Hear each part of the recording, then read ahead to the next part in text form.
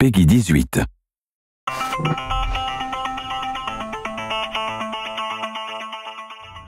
Welcome to the UAC.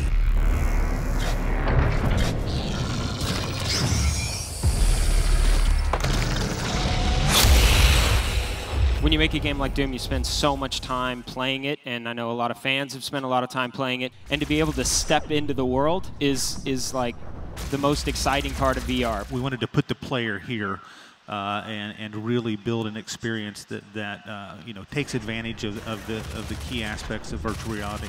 This time you're a cybernetically enhanced member of the UAC. Marty, tell us what the setup is.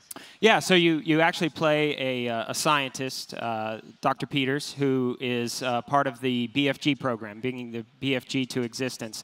In that facility, if you're familiar with that, that's a research facility that you fight through and you get the BFG in. So the game starts there, and you're being killed as Dr. Peters, and have your consciousness transferred to kind of their backup computer system, and through the course of the game you get to transfer that consciousness to different kind of computer systems and technical vehicles. Most of the game is still about combat. We love combat. That's what Doom's all about. So you get to inhabit kind of this badass security robot that has all the guns and all the kind of killing power that you would hope a Doom game lets you wield. We wanted to specifically take advantage of some of the opportunities that you have in VR. Being the Doom Marine and the Doom Slayer is such a focused experience. The Doom Slayer, he doesn't fix stuff. He doesn't play an engineer. He doesn't pick locks. He doesn't hack things. But those are things that we thought were really cool opportunities for VR, and we wanted to do something different with VR. Are we going to see new locations, both on Mars and in Hell? Yes, we are. Much of the game takes place in existing locations, but you definitely explore new locations that were not seen in Doom 2016. All of them are very cool, but one of them in particular is really spectacular. It should be really fun for anybody who just wants a standalone VR experience. Doom itself is blisteringly fast. I mean, that's one of the core things about Doom. What are the challenges of bringing that kind of speed and that kind of intense, non-stop action to VR? Primary mechanism is teleportation. We also have what we're calling a dash, which is basically cardinal movement on the pad.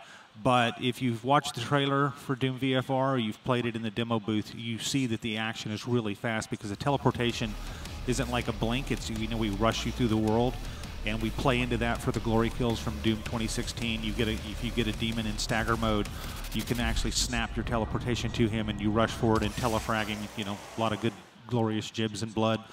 So it's every bit as fast. It's just different types of movement, but we're really architecting the gameplay to take advantage of that. Yeah, anybody who's played Doom knows that you got to get behind a pinky and shoot him in the butt to kill him.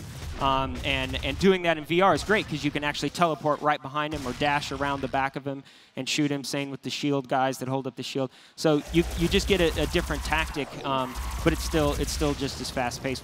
What are some of the challenges that you're now facing in bringing games in general to VR? The number one problem I think people face is frame rate, because you need 90 hertz to really make a smooth experience. You know, luckily for us, id Tech is really well suited for that. It's frame rate. We have an uncompromising view on graphical quality. We're not going to compromise the look for VR. So there's a lot of work that goes into that. A lot of R&D into, again, movement and just general gameplay type things, and how technology kind of touches the whole experience. It's really fast-paced. I really encourage anybody, you know, who wants a fast-paced combat experience. They really need to look at Doom. It's going to be different than a lot of the stuff they play in VR. Everybody at id is just thrilled to be bringing Doom to VR.